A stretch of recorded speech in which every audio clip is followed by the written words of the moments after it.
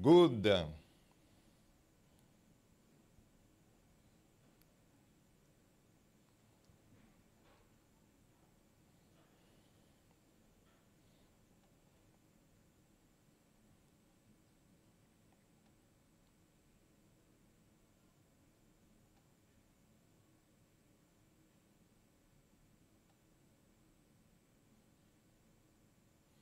L'Église au Cameroun continue de travailler en parallèle avec nous.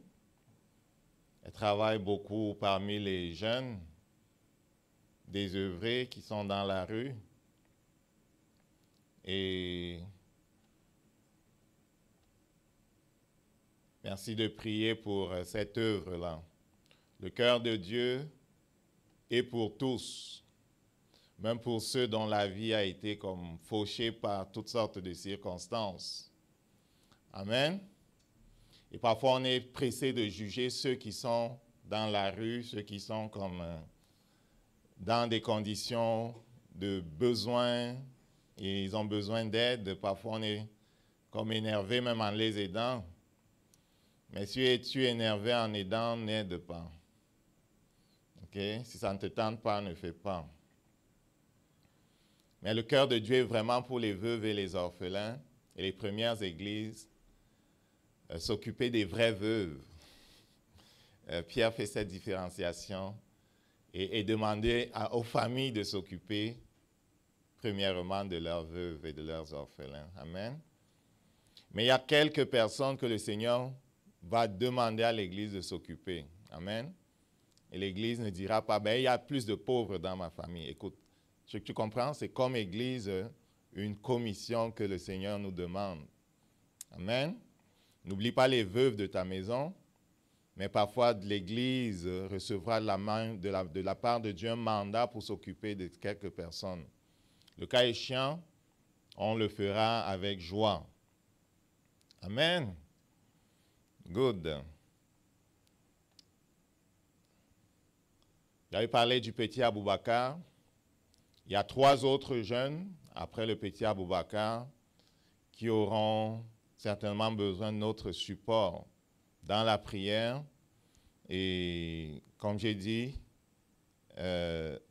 probablement, dépendamment des cas, les cas sont en étude, un petit support financier. Quelqu'un pourrait dire, pourquoi l'Église ne s'occupe pas de faire ça? On a déjà cotisé. Ben, parce que Dieu veut ton implication personnelle. Dieu veut te donner une occasion de prier pour quelqu'un que tu ne connais pas et de donner plus. Parce qu'il y a plus de joie à donner qu'à recevoir. Amen. Good. Père, nous te bénissons parce que tu nous as portés pendant toute cette année. Plusieurs ont quitté le train de la vie. Nous avons eu la joie de voir plusieurs entrer dans le train de la vie. Nous te bénissons parce que, avec toi, nous avons traversé toutes sortes de choses, toutes sortes de situations. Tu nous as fait grâce. Tu nous as portés. Et ce matin, tu aurais dit à chacun de nous, je désire encore te porter. Je désire encore te supporter. Je désire encore accomplir dans ta vie les choses que j'ai écrites te concernant. Confie-toi donc en moi. Amen. La parole de notre Seigneur. Et on va parler ce matin sur le thème « Mettre sa confiance en Dieu ». Le thème de l'année, c'était « Saint-Esprit, mon ami ».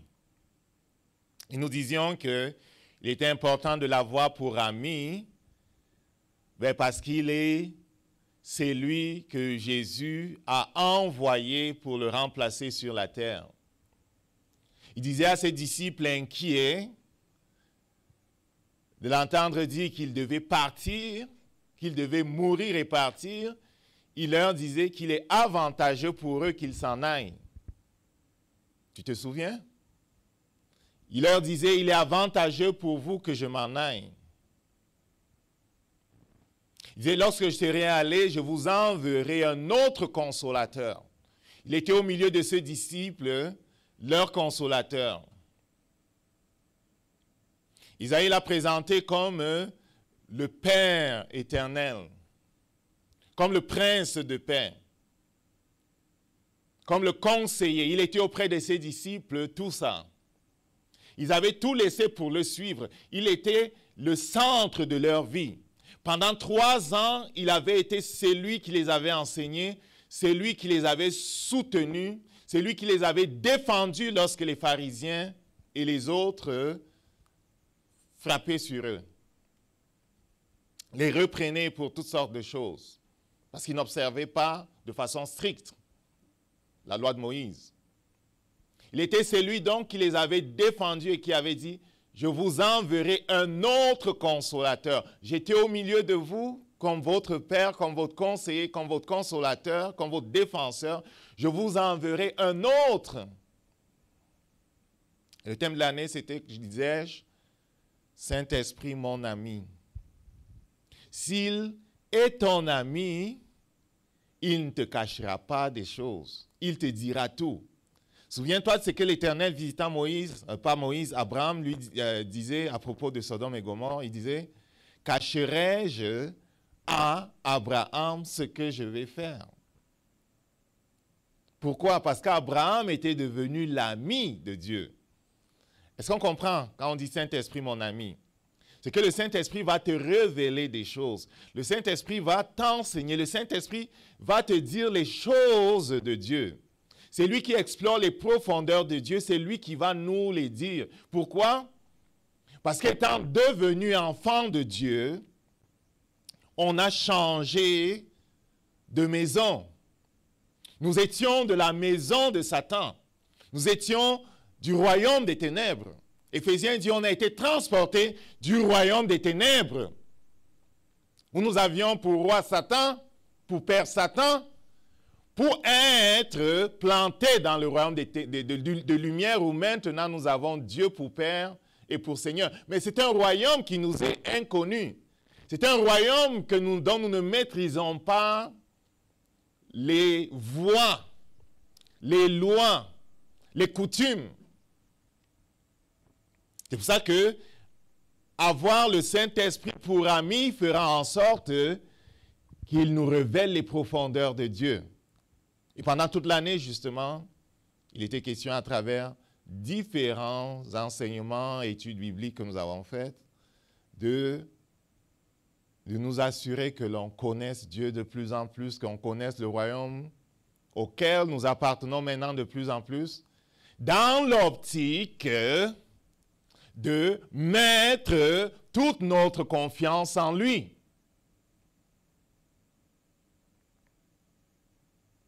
Parce que vivant avant dans l'autre royaume, notre confiance parfois était en nous-mêmes, dans les autres choses.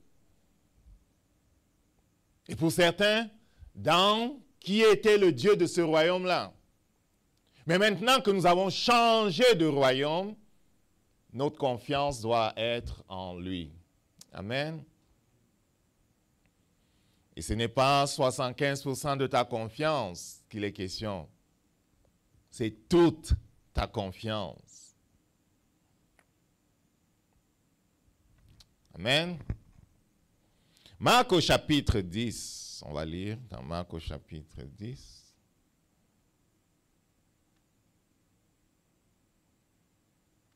Ce n'est pas très beau ça. On va arranger ça. Hein.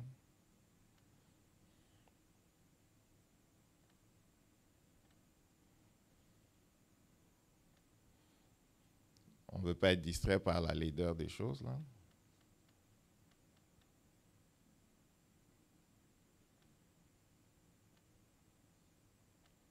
Good. Ça, c'est un peu mieux. Marc au chapitre 10. On va lire à partir du verset 13.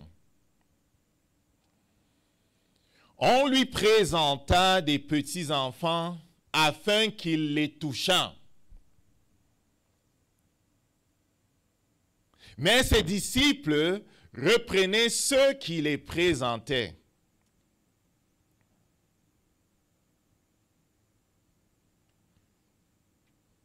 Et Jésus, voyant cela, en fut indigné et leur dit, « Laissez venir à moi les petits enfants et ne les en empêchez pas, car le royaume de Dieu appartient à ceux qui leur ressemblent. »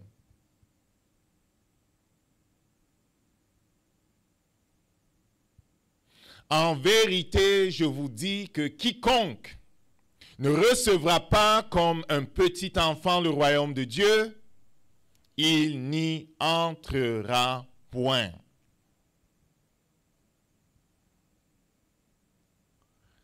Je suis souvent, je ne dirais pas, oui, étonné de voir comment Jésus-Christ parlait. Le moins que l'on puisse dire, c'est qu'il était un peu radical. Hein? Il était comme dur dans ses positions. Il était comme inflexible. C'est A ou B. Il n'y a pas de milieu. Non? Il dit, par exemple, si quelqu'un veut être mon disciple, qu'il renonce à lui-même,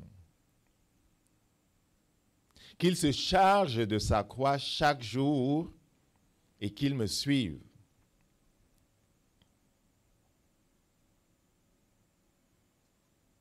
Celui qui veut garder sa vie la perdra. Celui qui perdra sa vie à cause de moi la retrouvera. Il était absolu dans sa façon de parler. Il n'essayait pas, il n'essayait pas de plaire aux hommes. Et je me suis souvent dit, pourquoi était-il si absolu dans sa façon de parler? Je vais revenir à notre texte. Parce qu'on va voir aussi comment il parle ici de façon absolue. Parce qu'il dit, quiconque ne recevra pas comme un petit enfant le royaume de Dieu, il n'y entrera point. Il n'y a pas de négociation. Je me suis posé la question, pourquoi il était si absolu dans sa façon de parler? Saint-Esprit m'a dit, regarde, il est écrit dans le livre, la parole de Dieu est établie dans le ciel pour toujours. Le Saint-Esprit de m'expliquer que cela veut dire que, pour ce qui concerne tout ce qui se passe dans l'univers, la parole de Dieu est la source des lois spirituelles qui gouvernent ce qui se passe, et même des lois naturelles.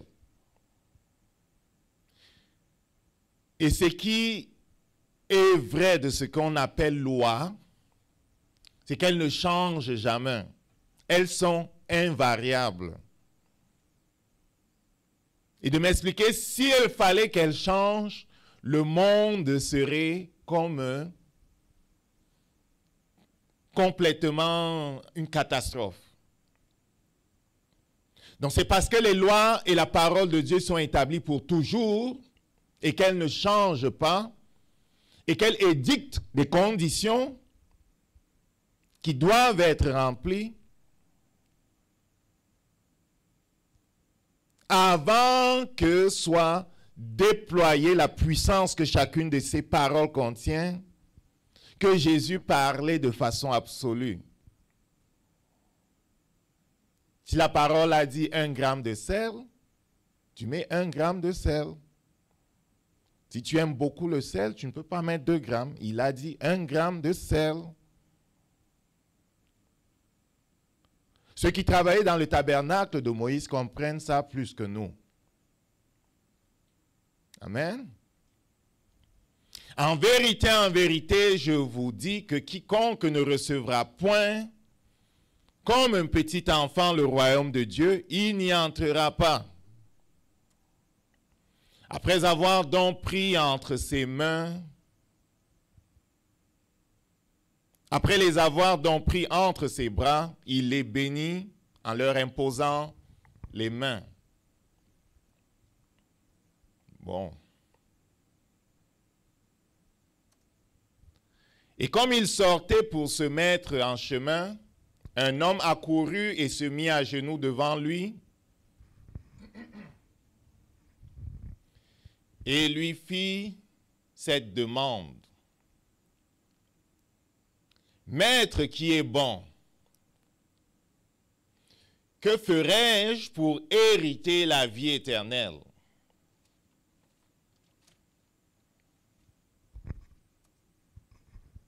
Jésus lui répondit, pourquoi m'appelles-tu bon? Il n'y a nul être qui soit bon que Dieu. Tu sais les commandements. Ne commets point d'adultère, ne tue point, ne dérobe point, ne dis point de faux témoignages, ne fais aucun tort à personne. Honore ton père et ta mère. Il répondit et lui dit, Maître, j'ai gardé toutes ces choses dès ma jeunesse. Jésus ayant jeté l'œil sur lui, l'aima, et lui dit, il te manque une chose. Amen. Il te manque une chose. Et c'est Jésus qui parle. C'est beau quand il manque seulement une seule chose. Parfois on pense qu'il y en a 1000. Mais s'il y en a 1000 et que tu as fait 999, c'est beau de savoir qu'il manque une seule chose. C'est quoi donc? Va et vends tout ce que tu as et le donne aux pauvres et tu auras un trésor au ciel. Puis viens et me suis, ayant chargé la croix. La version Martin, hein? C'est différent. Mais il fut fâché de ce mot et il s'en alla tout triste parce qu'il avait de grands biens. Alors Jésus, ayant regardé alentour, dit à ses disciples, combien difficilement ceux qui ont des richesses entreront-ils dans le royaume de Dieu?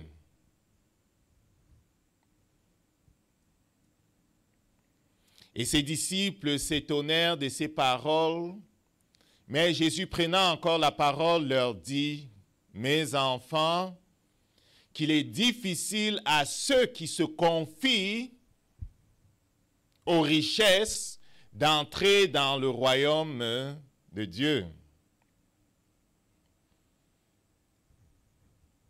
Il est plus aisé qu'un chameau passe par le trou d'une aiguille qu'il ne l'est qu'un riche entre dans le royaume de Dieu.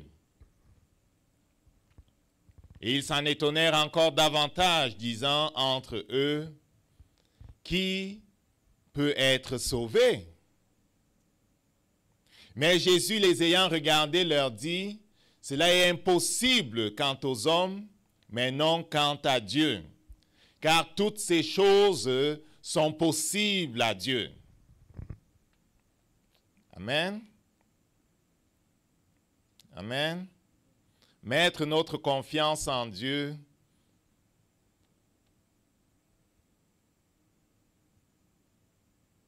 est le thème du message d'aujourd'hui.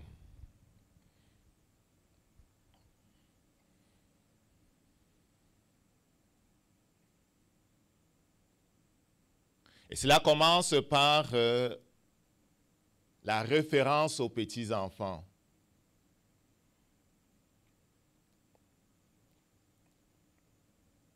Lorsqu'on pense aux enfants, ce qui les caractérise,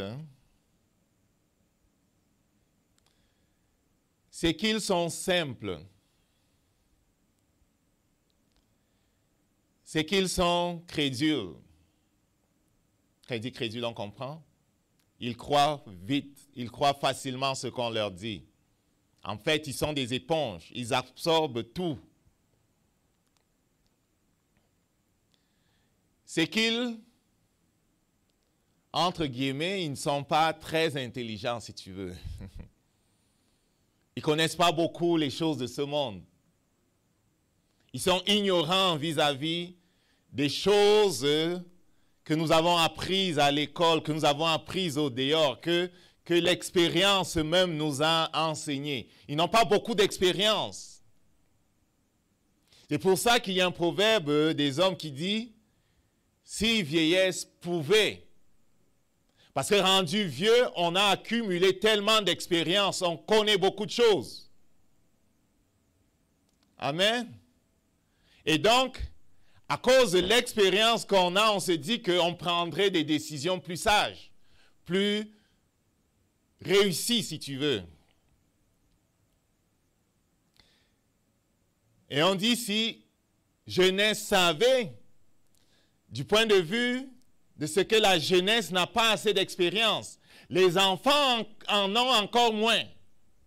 Tu comprends? Les enfants n'ont pas d'expérience. Et donc, ils ne sont pas très intelligents du point de vue du monde. Et Jésus dit qu'il faut qu'on ressemble aux petits-enfants si nous voulons entrer dans le royaume de Dieu.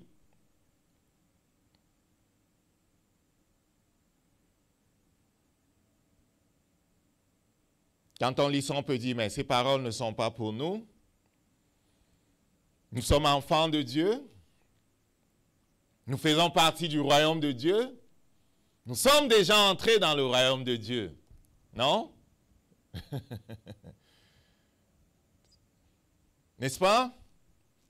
La parole de Dieu dit à propos de Jésus-Christ, à ceux qui l'ont reçu, à ceux qui croient en son nom, il a donné l'autorité de devenir enfants de Dieu, lesquels sont nés non de la volonté de la chair ou du sang, mais de Dieu. Et c'est vrai que tous ceux qui ont reçu Jésus sont dans le royaume de Dieu.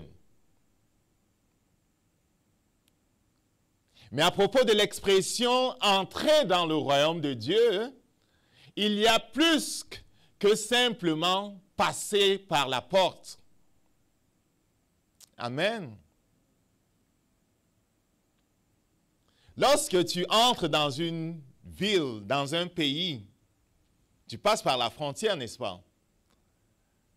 Et à partir du moment où tu es passé par la frontière, supposons que tu es arrivé par avion et on a estampé ton passeport, tu es entré dans la ville, tu es maintenant, supposons, à Montréal, au Canada. Tu ne peux pas, parce que tu es Pierre Elliott Trudeau à l'aéroport et au Canada, dire que tu connais tout du Canada, n'est-ce pas? Non, tu viens juste de passer une des portes d'entrée. Et à propos du royaume de Dieu, il n'y a pas 5 portes. Il y en a une seule, c'est Jésus-Christ, n'est-ce pas? Quand tu as reçu Jésus-Christ dans ta vie, tu es entré dans le royaume de Dieu. Mais tu ne connais pas grand-chose du royaume de Dieu. N'est-ce pas? C'est pour ça que l'expression « quiconque ne reçoit pas le royaume de Dieu comme un petit enfant n'y entrera point » est valide quand bien même on serait passé par la porte. Parce que l'expression « entrer dans le royaume de Dieu » peux-tu avoir une bouteille d'eau? L'expression « entrer dans le royaume de Dieu », s'il te plaît, est relative au fait de connaître Dieu et de connaître les choses que Dieu a prévues que nous devons connaître comme disciples de notre Seigneur. Amen.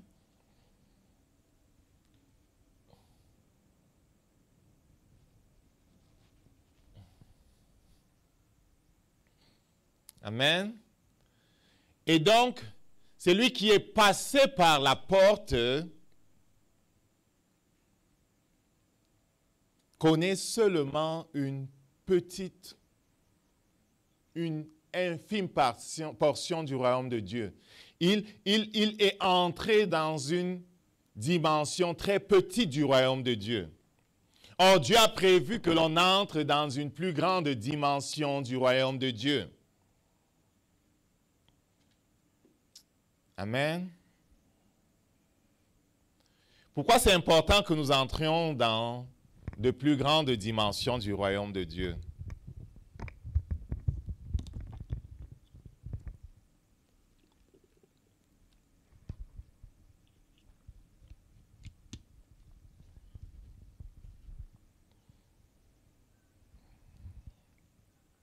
C'est important que nous entrons dans de plus grandes dimensions du royaume de Dieu parce que notre appel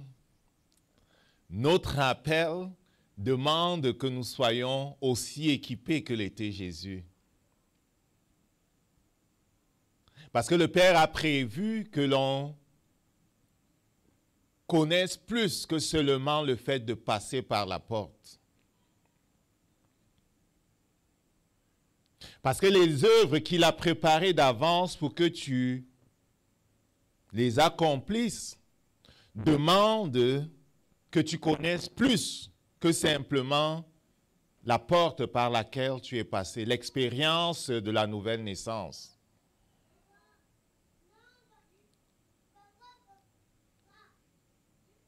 Est-ce que tu sais que Dieu t'appelle à plus? Talk to me. Est-ce que tu sais que Dieu t'appelle à connaître plus que simplement l'expérience de la nouvelle naissance? Oui? Oui?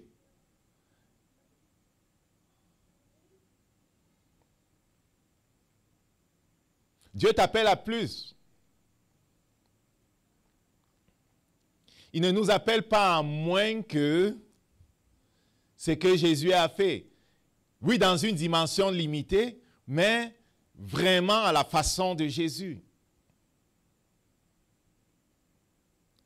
Les œuvres qu'il a préparées d'avance pour qu'on les accomplisse, on les accomplit toutes à la façon de Jésus.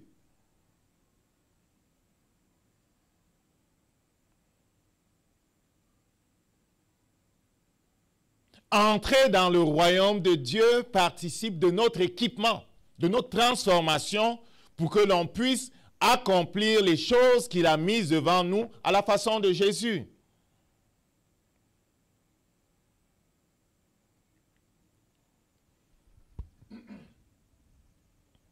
Et Jésus de dire, à moins que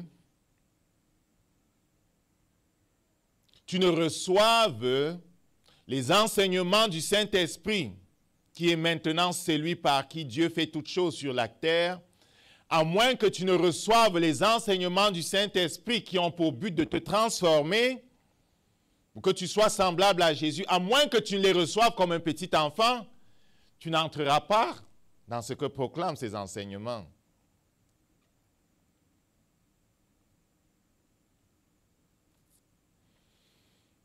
C'est quoi la différence entre un petit enfant et un adulte? On a dit, c'est l'usage de leur intelligence.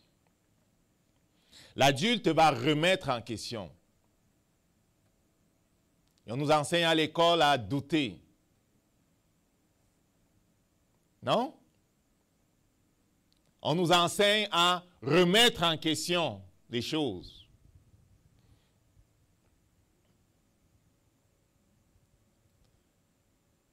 Et dans une certaine mesure, c'est une bonne chose.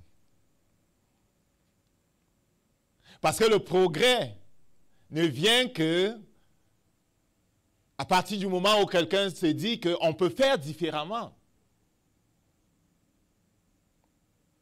Les inventions et les découvertes viennent de ce qu'on a questionné la façon dont les choses étaient faites jusque-là. Amen. Est-ce que quelqu'un comprend ça? Même dans la cuisine, les recettes, les nouvelles choses ont été faites parce que les gens ont décidé un jour de faire différemment. Et c'est une bonne chose. Amen. Mais le fait de faire différemment et de questionner, Jésus dit, dans mon royaume, ça ne marche pas comme ça.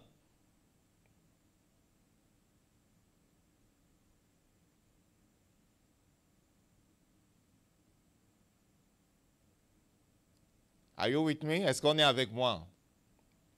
Dans le fait de recevoir le royaume de Dieu comme un petit enfant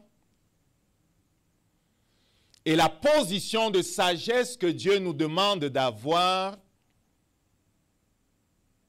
sur la base de ce que c'est lui qui parle n'est pas un homme.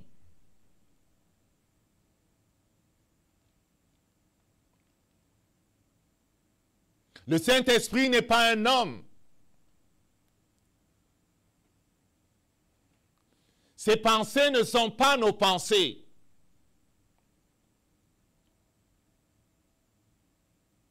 Et lorsqu'il fait quelque chose, on ne peut pas améliorer. Est-ce que tu comprends pourquoi on doit recevoir simplement ce qu'il nous donne? Parce qu'il nous donne quelque chose qui est déjà parfait. Amen. Amen. Est-ce qu'on est là? Plus on a été enseigné par le monde,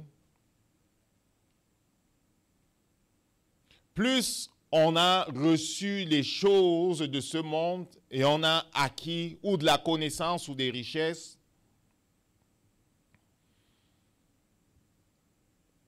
plus on a de la misère et de la difficulté à renoncer à tous nos acquis du monde quand on veut fonctionner comme chrétien.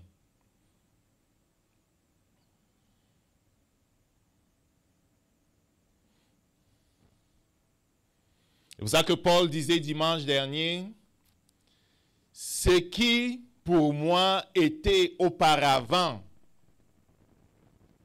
des atouts, à savoir, il était pharisien, circoncis le 8e jour, quelqu'un qui observait la loi plus que les autres. Il était hébreu, né d'hébreu, sa lignée était correcte, il n'y avait pas de mélange avec les étrangers dans sa lignée. Il était un bon théologien, il avait étudié sous Gamaliel. Du point de vue des hommes, il était intelligent, il parlait l'araméen, il parlait le hébreu, il parlait le grec. Il était un bon discoureur. Toutes ces choses et tout ce qu'il avait dans le monde, il les a regardées comme de la boue. Il a choisi de les mettre de côté parce qu'il s'est dit, si je veux connaître Jésus, si je veux remplir la mission qu'il m'a confiée, ces acquis, ces choses sont inopérantes, irrélévantes.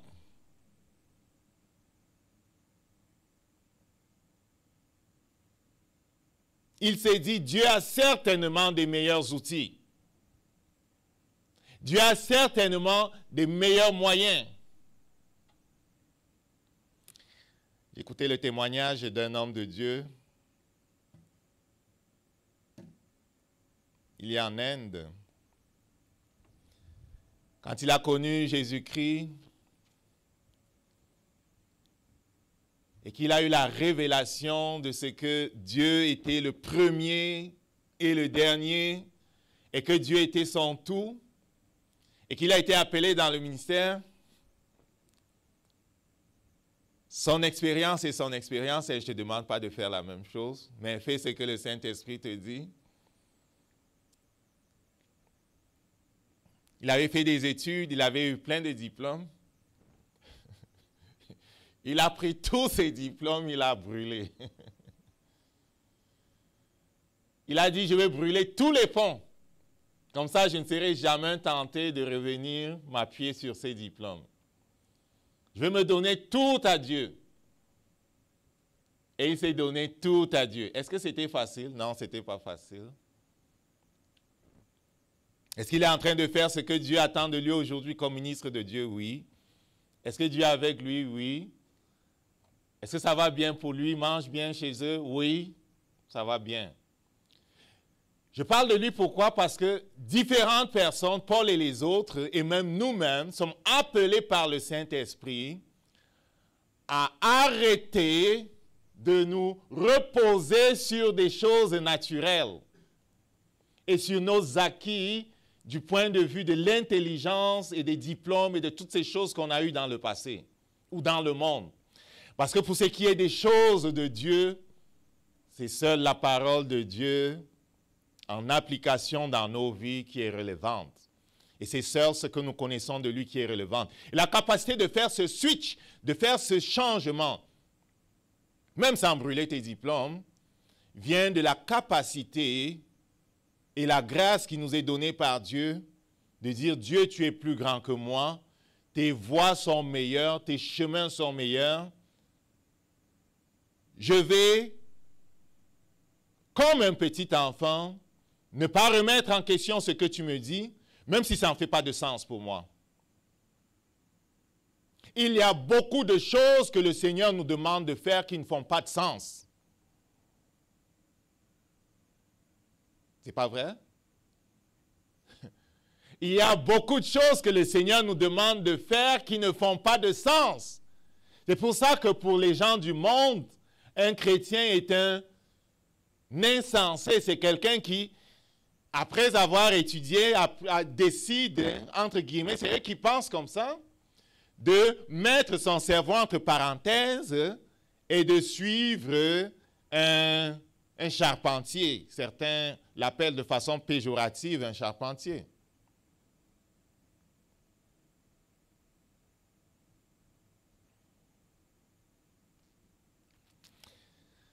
Mais Dieu a fait les choses ainsi.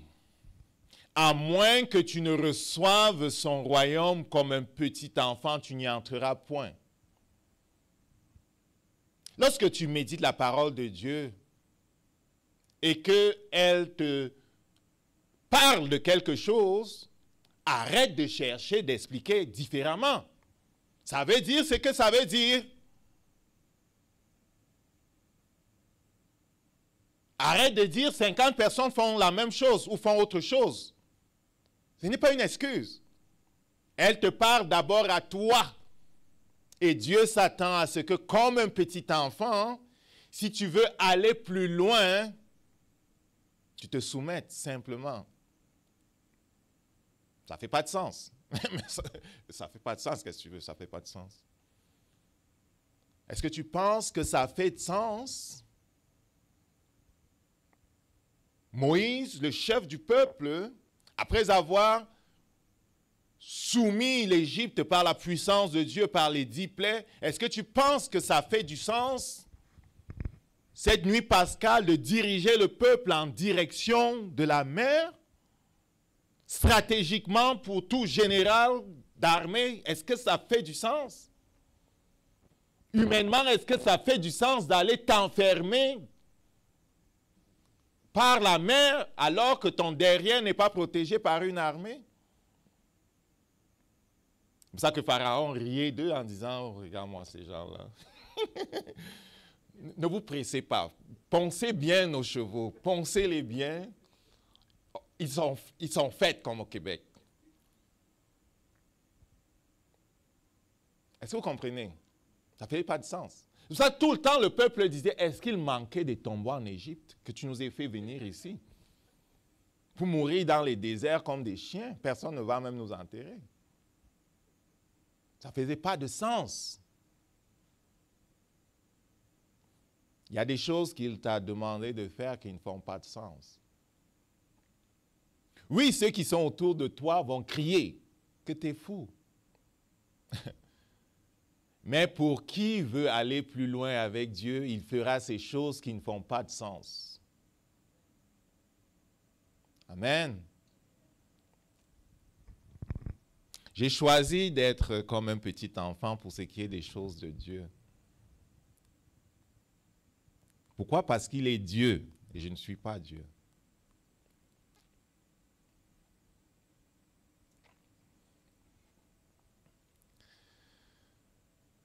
Après les avoir donc pris entre ses mains, il les bénit en posant ses mains sur eux.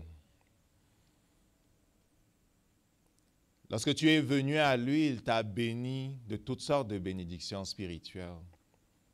Tu es un riche qui s'ignore.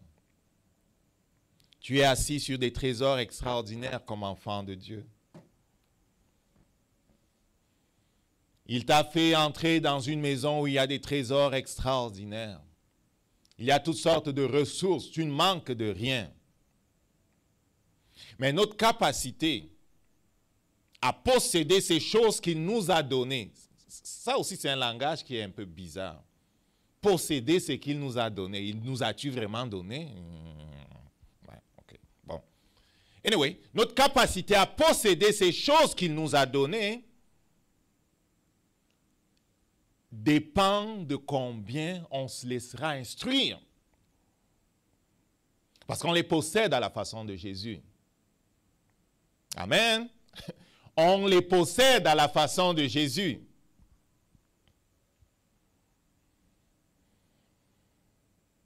Tu es béni.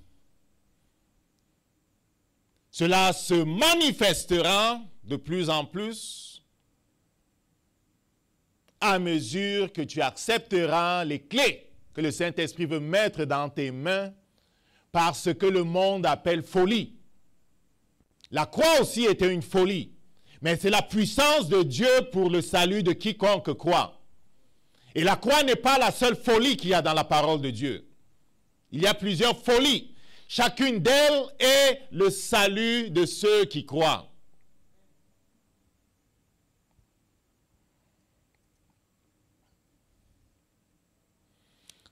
Voilà un jeune homme qui nous représente tous.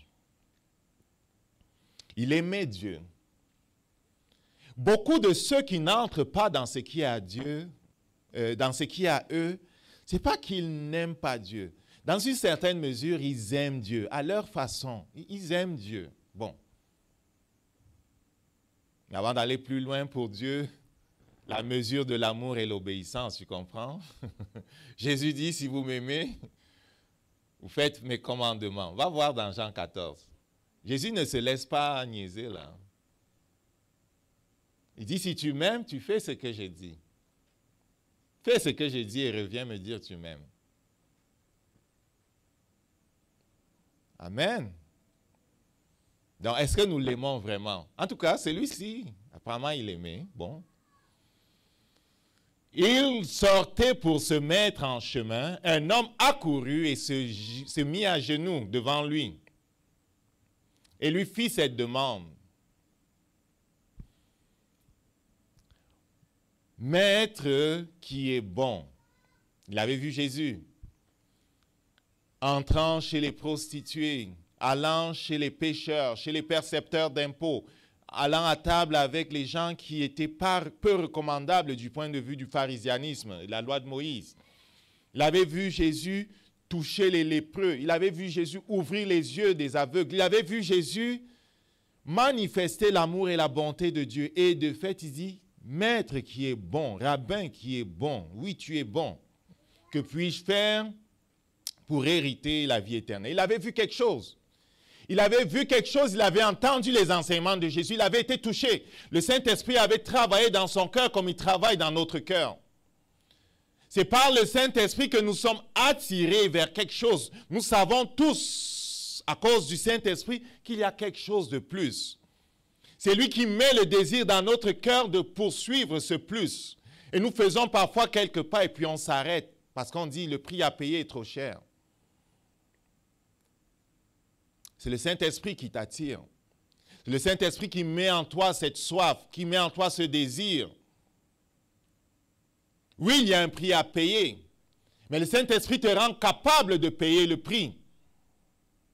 N'aie pas peur du prix qu'il y a à payer. C'est lui qui t'attire, a prévu que tu t'en sortes. Et quand bien même il y aurait des conséquences, il prend en charge des conséquences.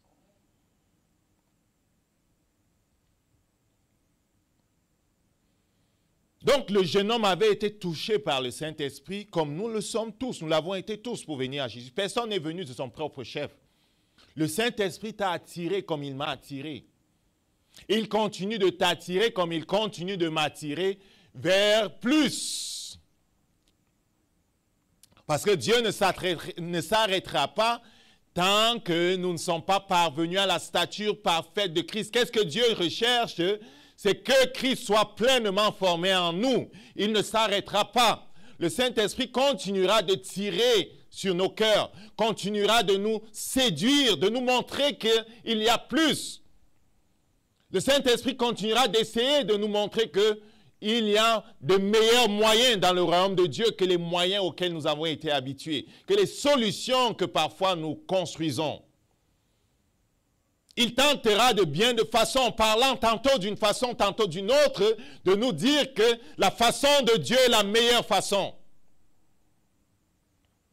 Pour ta vie sentimentale, pour tes finances, pour ta santé, pour ta vie professionnelle, pour tout, la façon de Dieu est la meilleure façon. Il essaiera par bien des façons de nous le dire. Donc ce jeune homme avait été rendu au point où le Saint-Esprit organise un rendez-vous avec Jésus-Christ. Pourquoi? Parce qu'il y avait plus pour ce jeune, comme il y a plus pour toi et pour moi.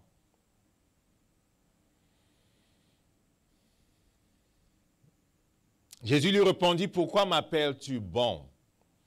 Il n'y a nul être qui est bon que Dieu seul. » Pourquoi Jésus dit ça?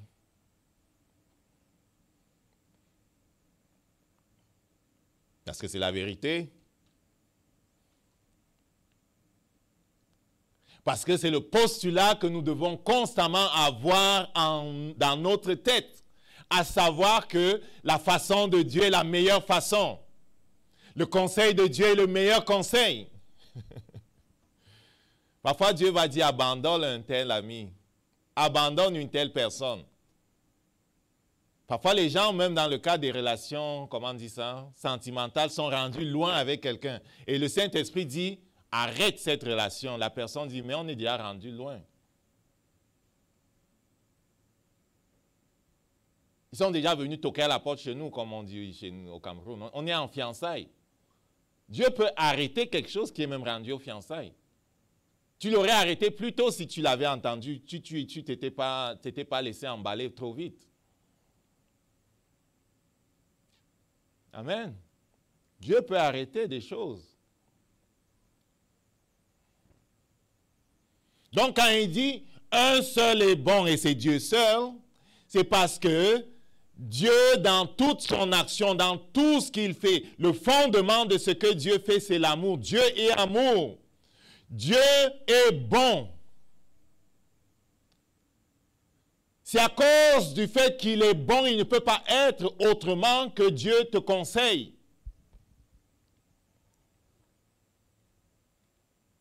Même quand Dieu dit que le salaire du péché, c'est la mort, c'est sa bonté qui a édicté cette loi-là.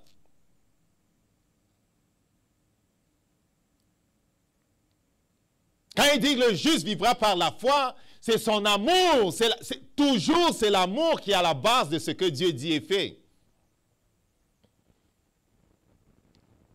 Quand il lui dit Dieu est bon, il est en train de le préparer.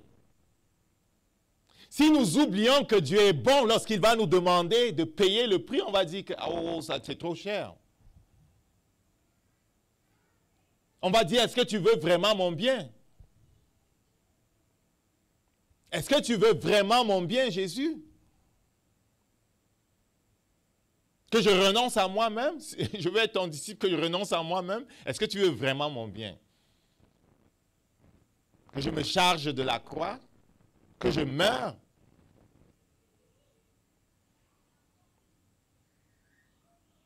Que je t'aime plus que mes parents? Que je te préfère à tous? Tu veux que les gens m'abandonnent, Jésus? Amen. Mais Dieu est bon. Quelqu'un dise avec moi, Dieu est bon. Dieu est animé de bons sentiments me concernant. Dis-le. Dans tout ce qu'il me dit, c'est son amour qui est la motivation.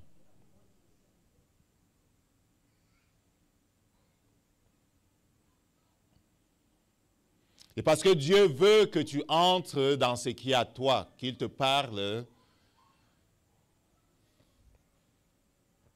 de couper avec le monde, de ne pas avoir tes références dans l'Égypte. Ce n'est pas parce qu'il n'aimait pas le peuple qu'il essayait de sortir l'Égypte d'eux. C'est parce qu'il les aimait qu'il ne voulait plus qu'ils aient de références en Égypte. Mais constamment, ces gens-là avaient pour référence l'Égypte. On connaît leur histoire, n'est-ce pas? Pratiquement tous, sauf les enfants, excepté Caleb et Josué, qui étaient comme au-dessus de 20 ans, tous ont été condamnés à mourir dans le désert. Pendant 40 ans, ils ont été l'un après l'autre décimés dans le désert. La destination initiale, ce n'était pas le désert. La destination initiale, c'était Canaan. Ils n'étaient pas supposés de faire 40 années dans le désert.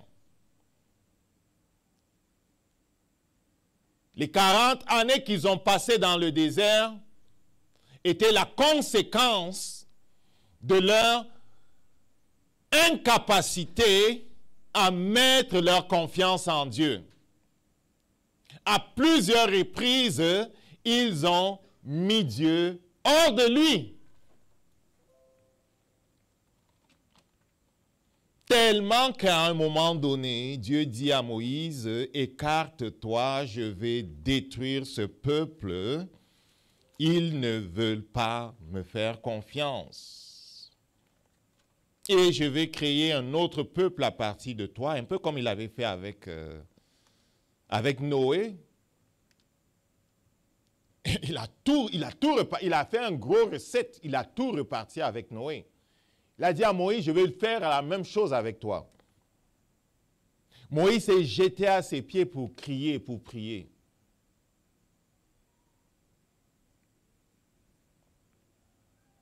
La destination, ce n'était pas le désert, la destination, c'était bel et bien Canaan. Mais le peuple n'était pas digne. Parce qu'ils n'avaient pas compris que Dieu les aimait. La chose que tu ne dois jamais remettre en question, quand bien même tu te retrouverais en prison pour le nom de Jésus, c'est que Dieu t'aime. Amen. Dieu t'aime.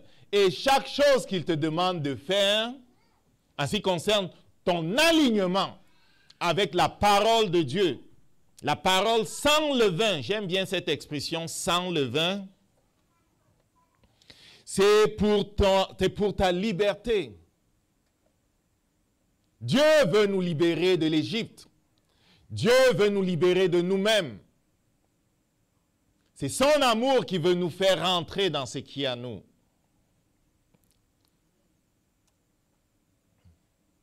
Et Jésus commence par le ramener à la parole. Il dit, tu connais les commandements. Il commence par ce qu'on a reçu. Est-ce que ce qu'on a reçu, on le met déjà en pratique? Il voulait plus, mais est-ce que ce que tu as reçu, tu l'as déjà mis en pratique? Voici un principe qui nous est révélé ici. On veut plus de Dieu. Parfois, comme personnes qui avons avancé avec Dieu et qui sont peut-être en train de stagner, on se demande pourquoi on stagne. Mais Jésus qui le ramène à la parole est en train de nous dire que la façon pour nous de progresser, même lorsque nous sommes des enfants obéissants, ce sera parce qu'on a été obéissant qu'on sera capable de progresser. À partir du moment où tu laisses une parole sans la mettre en pratique, Dieu te demandera, tu demandes une autre parole. Est-ce que tu as déjà mis en pratique celle que je t'ai donnée? C'est pour ça qu'il dit, tu connais les commandements. Ils avaient reçu déjà des commandements qui étaient comme, selon la compréhension que nous avons de la loi, qui était comme le gardien qui devait les préparer à recevoir le prophète que Moïse avait annoncé, Jésus-Christ. La loi était utile dans la mesure où elle nous préparait à recevoir Jésus-Christ. Elle était l'ombre des choses à venir. Mais ce n'est pas parce qu'elle était l'ombre des choses à venir qu'on devait la négliger. Non, il fallait obéir à la loi. Parce qu'elle était sous forme voilée l'expression de la personne de Jésus, l'expression du ministère de Jésus-Christ. Et donc, si tu te trouves dans cette place où tu stagnes, pose-toi la question, quelle est la parole que j'ai reçue du Seigneur et que je n'ai pas encore établie correctement dans ma vie? Une maison se bâtit du bas en haut. On pose des fondations et on construit sur les pierres qu'on a posées initialement. Et s'il y a une révélation que nous avons reçue et que nous n'avons pas établie là où Dieu voulait qu'elle soit fondation, pourquoi cherches-tu une nouvelle révélation? Amen. Avant de refermer la parenthèse, le Saint-Esprit veut qu'on comprenne que ces principes spirituels, parfois, on est devenu aveugle spirituellement et on n'a plus de nouvelles révélations parce qu'on a méprisé la révélation qu'il nous a donnée dans le passé. L'aveuglement spirituel est le résultat de la désobéissance et du mépris de la parole reçue hier. Par contre, la capacité à voir plus est le résultat de la mise en application de la parole qu'on a reçue. Et donc, nos vies sont établies et fondées, étage par étage, révélation par révélation. Celui qui honore la parole et qui la met en pratique verra ses yeux s'ouvrir. Et il sera sur un fondement solide pour aller toujours de gloire en gloire. Tu connais les commandements. Et chacun de nous connaît ce que Dieu lui a dit. Ne commets pas d'adultère, ça c'est les 10 commandements. Ne tue point, ne dérobe point, ne dis pas de faux témoignages, ne fais aucun tort à personne, honore ton père et ta mère et toutes les autres. Et le jeune homme de répondre, Maître, je les ai tous gardés depuis ma jeune enfance. Peut-être même sans comprendre le sens de chaque commandement, il les a gardés quand même. Amen. N'attends pas de comprendre le sens de ce que Dieu te dit pour faire ce qu'il te dit. Fais ce qu'il te dit, tu comprendras après. Amen. Comme parents, on aime bien que les enfants fassent ce qu'on dit, n'est-ce pas? Plus ils grandissent, plus ils veulent que tu leur expliques pourquoi il faut qu'ils fassent ce que tu leur dis. Hein? Non? Et parfois, on va batailler avec eux pour leur expliquer pourquoi il faut qu'ils fassent ce que tu leur dis. Mais quand ils sont plus jeunes, ils font simplement, ils ne posent pas de questions. Dieu ne veut pas qu'on le fatigue avec nos questions. Surtout lorsqu'elles sont pour but de nous donner des raisons de ne pas faire ce qu'il dit. Amen. Parfois, les questions que nous posons révèlent l'attitude de notre cœur. Zacharie a posé sa question à Gabriel. Il a été repris. Parce que le fondement de sa question était l'incrédulité. Marie a posé presque la même question à Gabriel. Elle n'a pas été reprise. Gabriel lui a expliqué le mécanisme qui allait guider la venue de Jésus, commander la venue de Jésus. Les fondements des deux questions n'étaient pas les mêmes.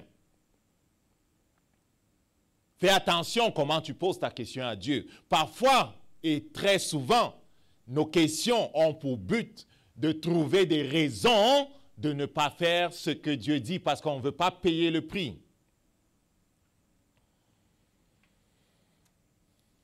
Donc Jésus le regarde et l'aima. Jésus lui dit, il te manque une seule chose. Va, vends tout ce que tu as, donne-le aux pauvres. Dieu connaît le moyen de nous sortir de là où nous sommes. Parce qu'il est celui qui construit nos vies.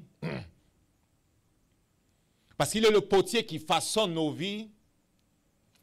Il connaît c'est quoi la prochaine étape. Il connaît même c'est quoi le blocage. Et il va essayer de nous amener à démêler tout ça, à sortir nos pieds du filet. Il lui dit, il te manque une seule chose. Il avait vu le jeune homme pris dans un amour anormal pour les richesses du monde.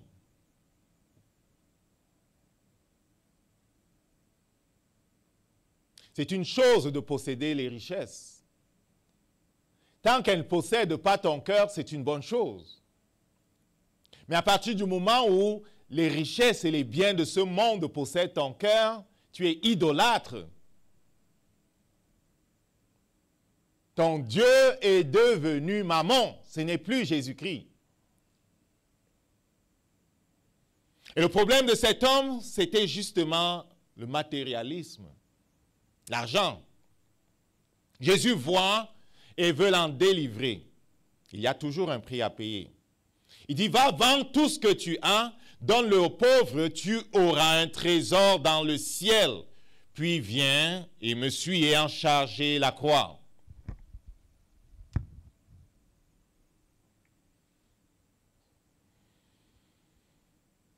Quelqu'un peut dire c'est un prix dur à payer. Il avait passé des années à amasser ses biens. Peut-être c'était l'héritage de son père. Quel sacrifice Jésus tu lui demandes? Mais à moins que tu ne te trouves dans cette place où tu commences à estimer plus les choses du ciel que celles de la terre, tu seras incapable de faire ce que le ciel te demande. Le problème de ceux qui sont morts dans le désert du temps de Moïse, c'était qu'ils n'avaient cessé d'estimer l'Égypte meilleure que la compagnie de Dieu dans le désert, meilleure que la terre dans laquelle Dieu les a menés. Est-ce que vous voyez ça? Ils n'avaient cessé de penser que Moïse les avait trompés. Moïse leur avait fait du mal. À un moment même, il dit, on va nommer ou voter un nouveau chef pour qu'il nous ramène en Égypte. Vous vous souvenez? Ils n'avaient cessé d'estimer les trésors de l'Égypte plus grands que ce que Dieu leur donnait. Par contre, à propos de Moïse qui avait fui l'Égypte, lui qui était un prince d'Égypte, le Saint-Esprit fait le commentaire qu'il avait estimé l'opprobre de Christ meilleur que la gloire de l'Égypte. Il avait été élevé par la princesse, c'était un prince, il connaissait les affaires des pharaons, il connaissait probablement leur religion et leurs affaires, leur magie, il connaissait ces affaires-là, il était instruit dans la connaissance de l'Égypte. Mais ayant été allaité par sa mère, il avait aussi appris à connaître Yahvé. Et il avait dû choisir entre vivre couronné par les hommes et souffrir avec le peuple de Dieu. Il a estimé meilleur l'opprobre de Christ. Quelle est l'estimation que tu fais aujourd'hui des choses que Dieu te montre? Quel prix mets-tu sur ce que Dieu met devant toi? Est-ce que tu estimes que c'est cher payé, couper une telle relation pour grandir en Dieu? Tu estimes que c'est cher payé que de tourner le dos au monde? Tu estimes que c'est cher payé que de te garder pur comme demande le Saint-Esprit? Tu estimes que c'est cher payé que de suivre toujours ce que Dieu dit plutôt que ce que ton intelligence naturelle t'enseigne? Alors, il t'arrivera ce qui est arrivé à ce jeune homme. Tu n'entreras pas dans les choses de Dieu. Dieu ne nous cachera pas le prix à payer, les choses à faire. Mais c'est toujours pour notre bien qu'il nous révèle ces choses. Ce jeune homme était pris par le monde et l'argent. Il avait besoin d'en être délivré. Mais il n'était pas en partant perdant. Regarde, il dit, tu auras un trésor dans le ciel. Et quelqu'un peut s'appuyer sur ça pour dire, oh, vous là, vous me promettez juste les choses dans le ciel. Mais souviens-toi, les disciples de Jésus lui avaient dit, nous avons tout laissé pour te suivre. Et Jésus avait dit, il n'y a personne qui aura laissé père, mère, enfant, femme. Ils avaient laissé même leur femme. Pierre était marié, hein? Mais pendant 3 ans, il courroissait en route avec Jésus, là. Il allait à gauche, à droite, là, il avait laissé sa femme. Ils avaient laissé leur business, Jean et Jacques, ils avaient un business, ils avaient laissé tout ça pour le suivre. Il dit, nous avons tout laissé pour te suivre. Jésus dit, il n'y a personne qui aura laissé toutes ces choses pour me suivre sans recevoir dans le siècle présent le centuple. Dans le siècle présent, c'est maintenant. Et il dit par la suite, dans le siècle à venir, la vie éternelle. Satan nous trompe quand il nous fait croire que tu vas mourir si tu fais ce que Dieu te dit de faire. Il nous trompe. Tu n'auras plus d'amis si tu te consacres à Dieu. Et on regardait un film l'autre jour avec les enfants.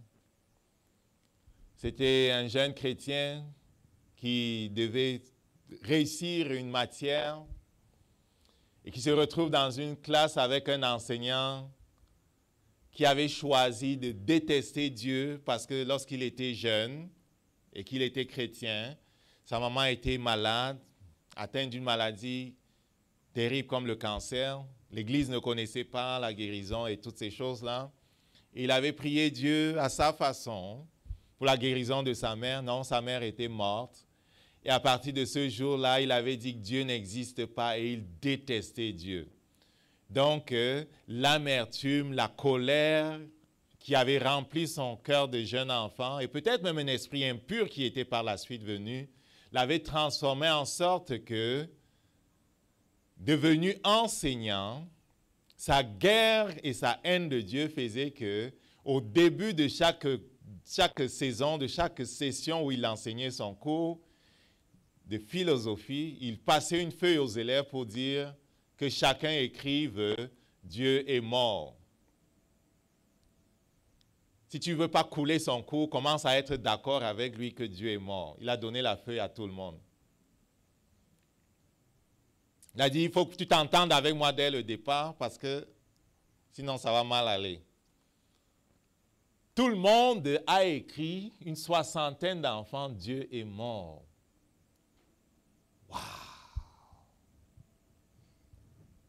Il y a un là qui voyait, qui hésitait. Il s'en va vers lui, il dit, toi tu as un problème. Le jeune homme de lui dit que je ne peux pas écrire ça. Il dit, ah bon? Il dit que bon, je vais te faire une faveur, tu vas donc démontrer que Dieu n'est pas mort. Et c'est moi qui vais juger si tu as réussi ta démonstration. L'élève lui dit non, je veux que ce soit la classe qui juge. Il dit ok. Mais ce n'était pas facile. Amen. Le jeune homme qui a accepté de relever le défi et de dire je ne vais pas me coucher, a accepté de payer le prix. Ce n'était pas un prix facile, mais Dieu l'a soutenu. Dieu veut que tu comprennes que chaque fois qu'il te demande de payer le prix, tu ne seras pas perdant. Ça se peut que tu perdes des amis. Il se peut que Dieu te débarrasse des portes par lesquelles Satan passait pour te torpiller. Parce qu'un vrai ami ne t'abandonne pas parce que tu es un fou pour Jésus. Amen. Un vrai ami est ami tout le temps. Parce que lorsqu'il te parle de ces affaires-là, et que tu lui dis arrête de parler, il arrête, mais ils en parlent quand même de leurs affaires. Amen. Donc le jeune homme n'est pas prêt à payer le prix. Regarde ce qui est dit de lui et c'est triste. Il fut fâché de ces mots. Certains parmi nous sont fâchés quand le Saint-Esprit passant par ou le pasteur ou un frère ou une sœur ou je ne sais pas moi quoi, leur rappelle qu'il y a une parole qu'ils n'ont pas mise en pratique, qu'il y a quelque chose qui n'a pas été fait. Il fut fâché et il s'en alla tout triste. Il avait de grands biens. Et Jésus dit, ce sera difficile à tous ceux qui ont des richesses d'entrer dans le royaume de Dieu. Et ce n'est pas que l'argent. Pour beaucoup, leur intelligence est un blocage. Pour beaucoup, leur orgueil, leur propre personne est un blocage. Pour beaucoup, c'est seulement ce qu'ils pensent qui fait du sens. Jamais personne ne peut les conseiller.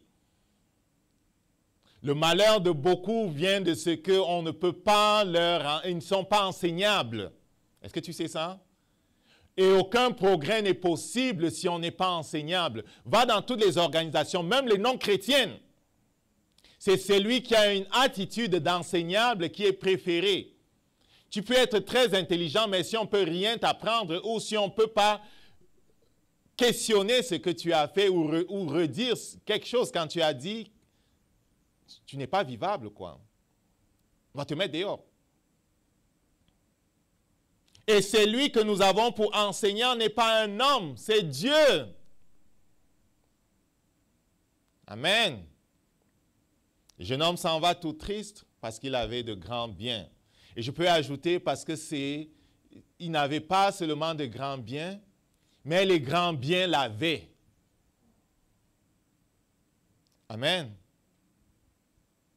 Lorsque tu regardes ton cœur, lorsque tu examines ton cœur et toi là, qu'est-ce qui te possède? C'est Dieu qui te possède ou ce sont les choses?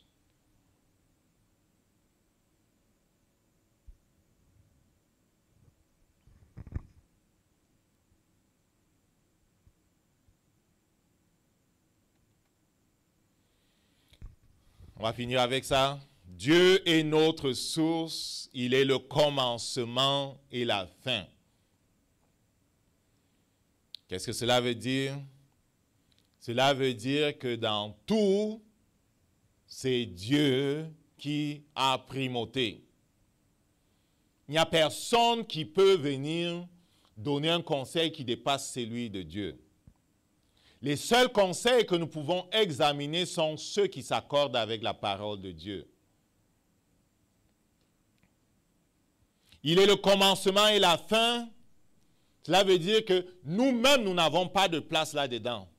C'est pour ça qu'il dit que ceux qui sont en Christ ont crucifié la chair avec ses passions. Ils sont morts. Jésus dit, tu renonces à toi-même. Tu renonces à toi-même. Il n'y a pas de place. Il est au début, il est à la fin, il est partout. C'est Dieu qui est partout. C'est pour ça qu'en Antioche, on disait qu'ils sont des fous de Jésus. Ils ne savaient pas parler sans faire référence à Jésus. Et dans tout ce que tu fais, tu dois faire référence à Jésus. La deuxième chose, les richesses comme la chair sont trompeuses. Je me suis rendu compte que plus elles s'accumulaient, plus on avait tendance à être dans la joie et dans la paix. Mais c'est une erreur. Et plus elles diminuent, plus on s'inquiète. C'est aussi une erreur. Lorsqu'ils les amènent dans le désert, à plusieurs fois, ils se sont trouvés dans cette place où il n'y avait pas d'eau. Ils se sont plaints, ils étaient même prêts de lapider Moïse. Quand ils crient à Dieu, chaque fois là, Dieu vient, il dit à Moïse, par exemple, tape la pierre et l'eau sort de la pierre. Non? Tu as vu ça? Oui? 2 fois c'est arrivé. D'autres fois, ils disaient qu'ils n'ont pas mangé de la viande.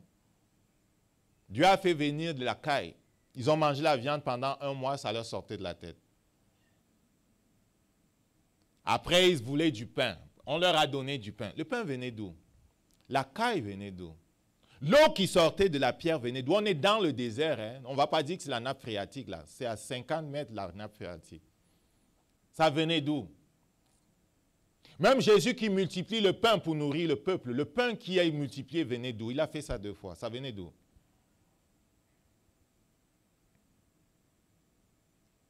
Il se trouve dans le bateau avec la pirogue avec ses disciples, je ne sais pas quoi là.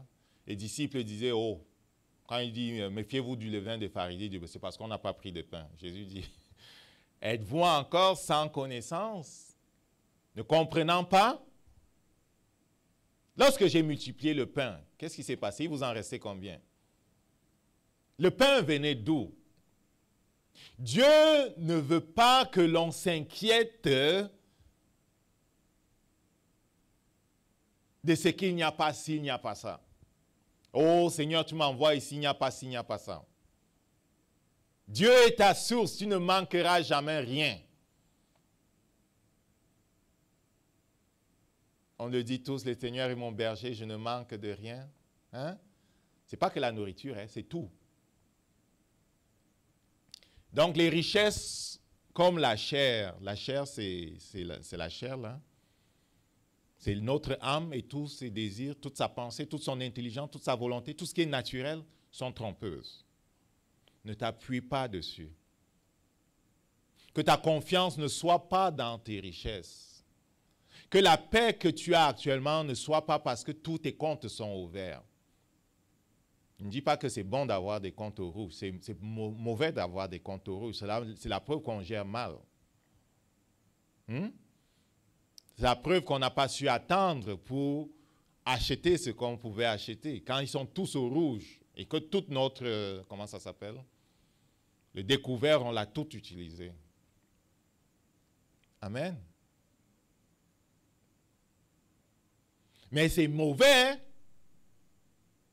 d'être dans la paix parce que c'est vert. Non. On doit être dans la paix parce qu'il est avec nous.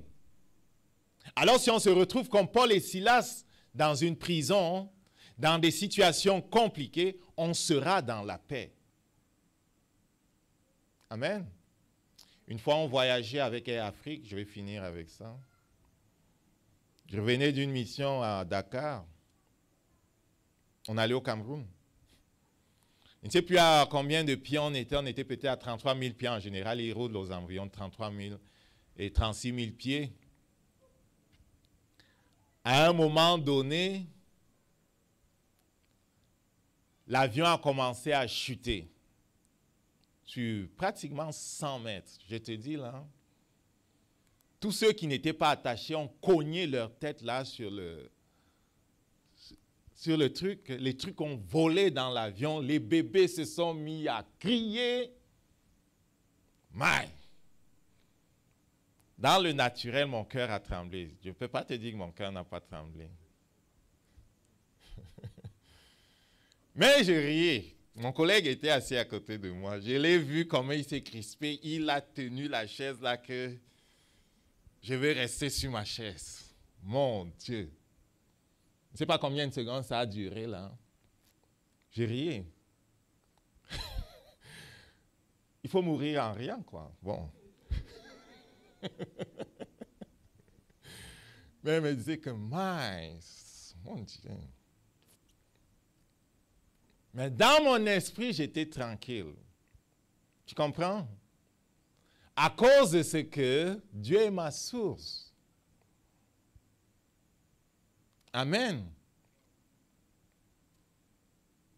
À un moment donné, les réacteurs ont recommencé à nous refaire monter. La montée était aussi brutale que la chute. Les bébés ont encore crié.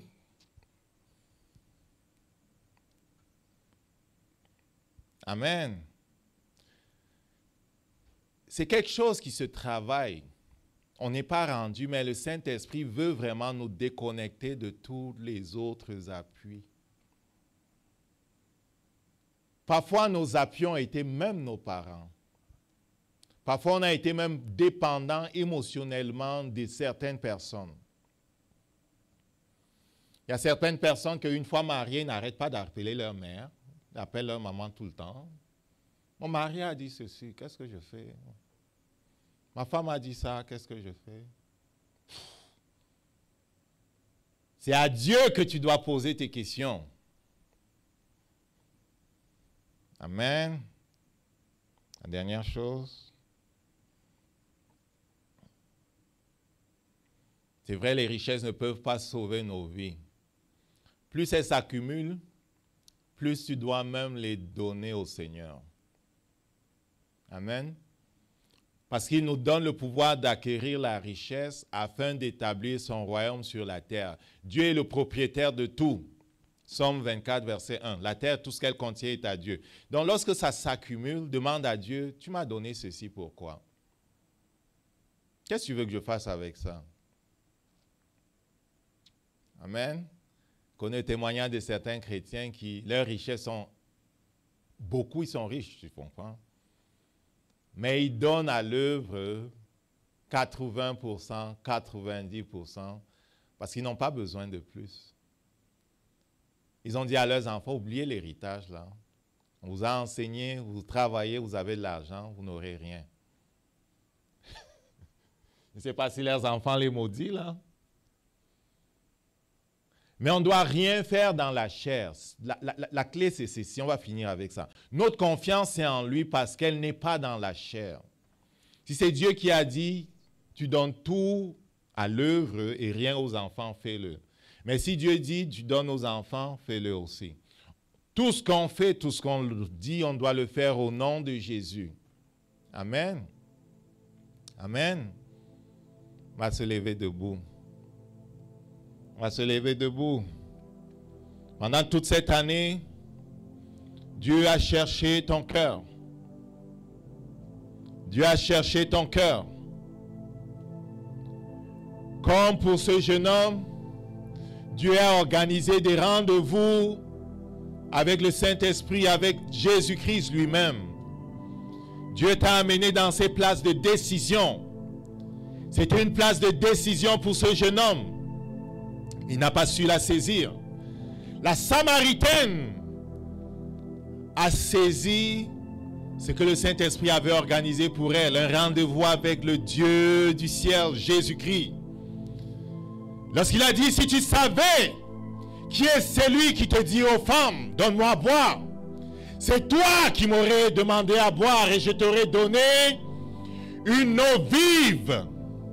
Si tu savais qui est celui qui te dit obéis, si tu savais qui est celui qui te dit lâche, si tu savais qui est celui qui te dit avance, si tu savais qui est celui qui te dit tourne le dos à une telle personne, tourne le dos au monde, tourne le dos à la chair, tourne le dos à ta sagesse, à ton intelligence, si tu savais qui est celui qui te dit viens à moi, tu n'aurais pas hésité. Si tu savais quelles sont les richesses du ciel, quelles sont les richesses qui sont en moi, tu te serais jeté perdu en moi. Tu aurais regardé comme de la boue l'intelligence naturelle, les biens naturels et les autres choses. Si je suis le premier et le dernier, si je suis le commencement et la fin, dit l'Éternel, il n'y a pas de place pour autre chose. Il n'y a pas de place pour toi. Il n'y a pas de place pour autre chose.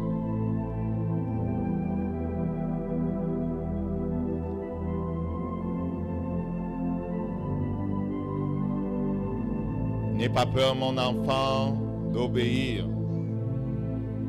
N'aie pas peur, mon enfant, d'obéir. Pendant cette année, je t'ai parlé de sanctification. Je t'ai parlé de pureté. Je t'ai parlé de mon esprit. Je t'ai parlé de ma grâce. Je t'ai parlé du pardon. Je t'ai parlé du don de soi. Je t'ai parlé des trésors du ciel. Je t'ai parlé de l'œuvre que j'ai mise devant toi. Je t'ai parlé du combat spirituel, de l'autorité de mon nom, de la puissance du sang de Jésus.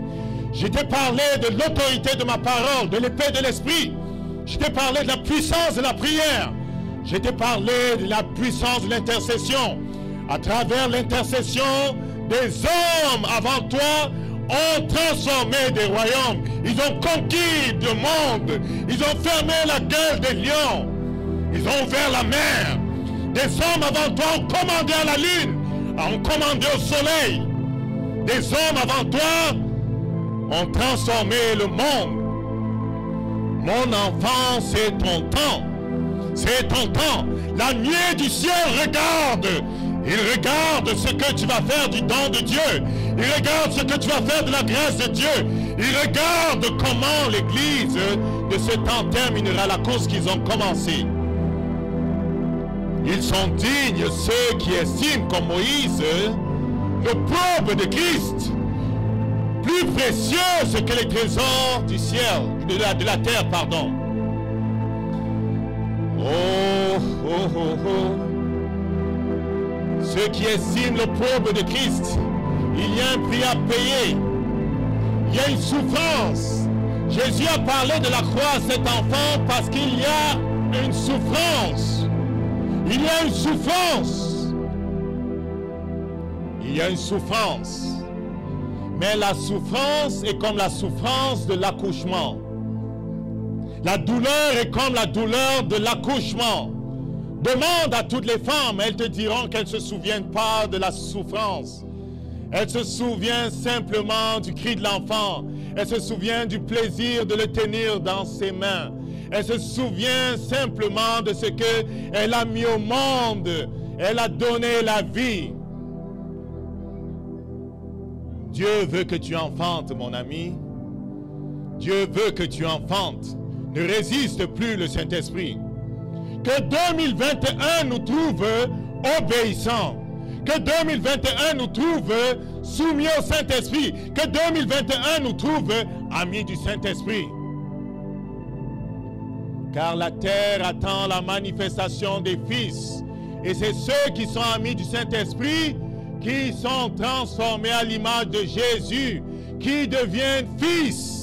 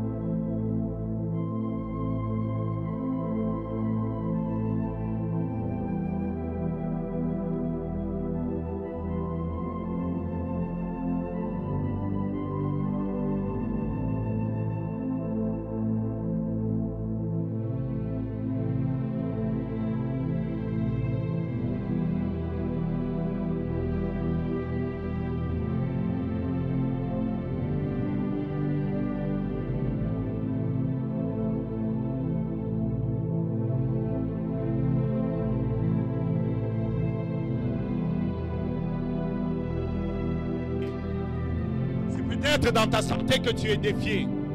C'est peut-être dans ta famille que Satan crée des problèmes. C'est peut-être, je ne sais pas, il y a une place, il y a une montagne que Satan a dressée. Tu vas ouvrir la bouche et tu vas parler à la montagne.